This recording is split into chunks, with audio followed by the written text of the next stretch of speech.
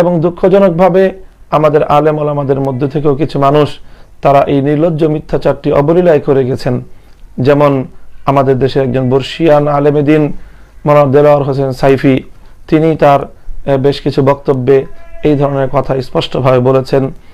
এছাড়া গত কয়েকদিন আগে আমাদের দেশের একজন প্রখ্যাত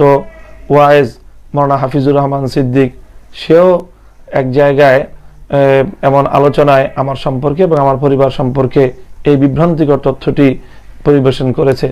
সেই সাথে এখন এই যে বিষয়টি এসেছে, জামাতে ইসলামের সাথে জড়িয়ে আমাকে যেই ধরনের প্রচারণাগুলো আসছে, সেই বিষয়েও আমার বক্তব্য আমি স্পষ্ট একাধিকবার করেছি। আমাদের বক্তব্য আমি জোরালোভাবে এর পূর্বেও বলেছি যে জামাতে ইসলামী তারা একটি রাজনৈতিক সংগঠন এবং তারা ইসলামের ক্ষেত্রেও তাদের একটি আইডিওলজি রয়েছে, তাদের একটি দর্শন রয়েছে। বিশেষ করে তারা মরহুম মাওলানা মওদুদী সাহেব, আবুল আলা মওদুদী সাহেবের তারা চিন্তা দর্শন লালন করে থাকে এবং তার ফলো করে থাকে, তাকে ফলো করে থাকে। এছাড়াও জামাতে ইসলামের রাজনৈতিক দর্শনের মধ্যে আরো তারা সাংগঠনিকভাবে বিভিন্ন চিন্তা লালন করে থাকে। এই সকল চিন্তাগুলোর ব্যাপারে ইতিপূর্বেও আমি জামাতের ব্যাপারে আমার বক্তব্য স্পষ্ট করেছি যে আমি চাই যে যদি বৃহত্তর পরিসরে বাংলাদেশে সকল যারা ইসলামের নামে বাংলাদেশে কাজ করছেন সকলকে নিয়ে বৃহত্তর কোনো ঐক্যের মঞ্চ যদি কখনো তৈরি হয়, তাহলে সেই ঐক্যের ব্যাপারে অতীতে আমাদের পূর্বসূরীরা যেভাবে করেছেন তাদের সেই নীতি এবং আদর্শের আলোকে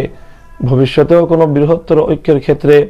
যতগুলো স্কুল অফ থট বাংলাদেশে রয়েছে ইসলামের দৃষ্টিকোণ থেকে, যেমন সালাফি রয়েছে, আহলে হাদিস রয়েছে, ওখানে আহলুস সুন্নাহ ওয়াল জামাত নামে বেরলভি জামাত যারা রয়েছে সেই জামাত সহ, এবং এদিকে জামাতে ইসলাম, তারপরে এদিকে দেওবন্দি ঘরানা, সবগুলো ঘরানার সমন্বয়ের যদি কখনো কোনো পরিবেশ তৈরি হয়, যেমনটি আমাদের উপমহাদেশে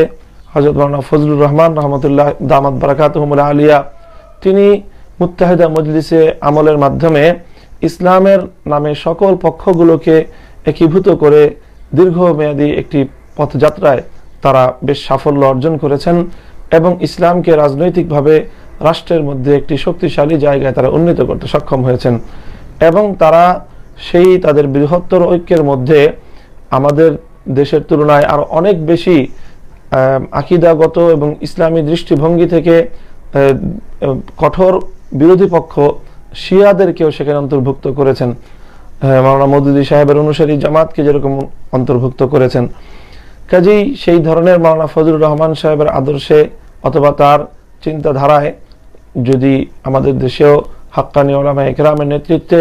বৃহত্তর এই ধরনের কোনো ঐক্যের প্ল্যাটফর্ম কখনো তৈরি হয়, বাংলাদেশের রাষ্ট্র ব্যবস্থায় ইসলামকে প্রতিষ্ঠিত করবার সেই প্রয়াসে অবশ্যই আমার অংশগ্রহণ এবং আমার সহযোগিতা, আমার সর্বাত্মক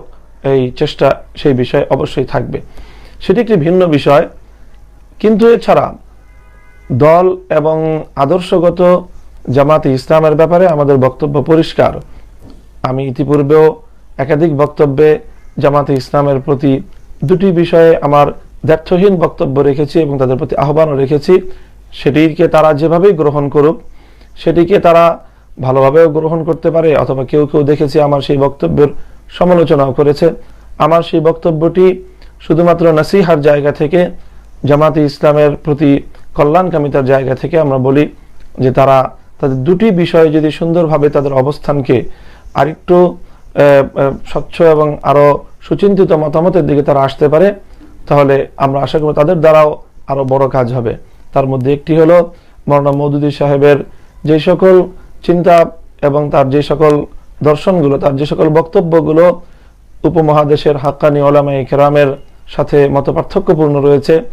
এবং মাওলানা মওদুদী সাহেবের যে বক্তব্যগুলোকে আলেম উলামায়ে কেরাম কোরআন সুন্নাহর দৃষ্টিতে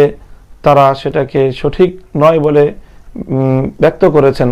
তার সেই ভুল বক্তব্যগুলো থেকে, তার সেই ভুল আকীদাগুলো থেকে, তার সেই ভুল দর্শনগুলো থেকে জামাতে ইসলাম যদি নিজেদেরকে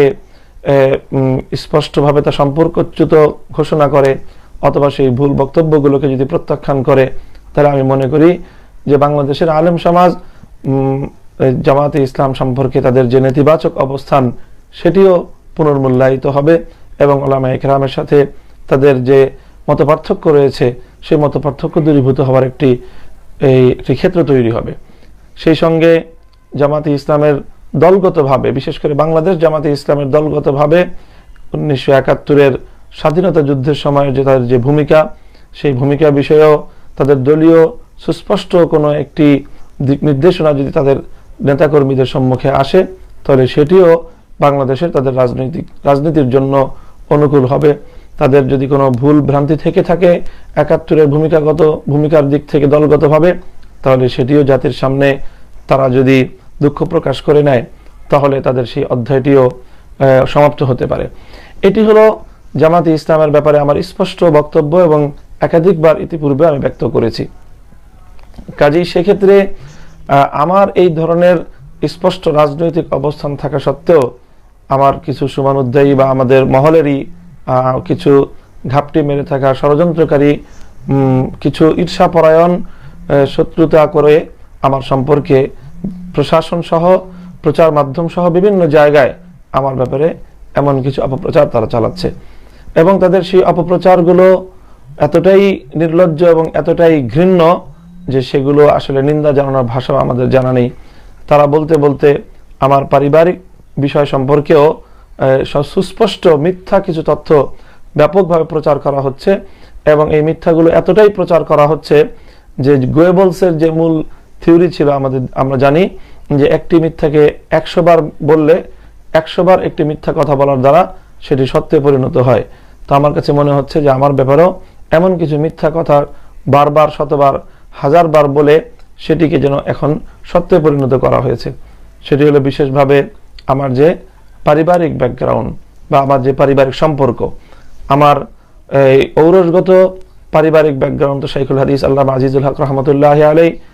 তার সম্পর্কে এবং তার চিন্তা দর্শন সম্পর্কে এদেশের মানুষকে আমার পক্ষ থেকে কিছু বলা মানে হলো দিবালোকের সময় সূর্যের পরিচয় করিয়ে দেয়া। বাকি আমার যে সম্পর্কের আরেকটি দিক রয়েছে যেটি আমার বৈবাহিক সম্পর্ক, অর্থাৎ যেখানে আমার দাম্পত্য সম্পর্ক হয়েছে, আমার শ্বশুর পরিবার সম্পর্কে বেশ কিছু বিভ্রান্তিকর তথ্য প্রচার করা হচ্ছে এবং দুঃখজনকভাবে আমাদের আলেম ওলামাদের মধ্যে থেকেও কিছু মানুষ তারা এই নির্লজ্জ মিথ্যাচারটি অবলীলায় করে গেছেন। যেমন আমাদের দেশে একজন বর্ষিয়ান আলেমে দ্বীন মাওলানা দেলোয়ার হোসেন সাইফি, তিনি তার বেশ কিছু বক্তব্যে এই ধরনের কথা স্পষ্টভাবে বলেছেন।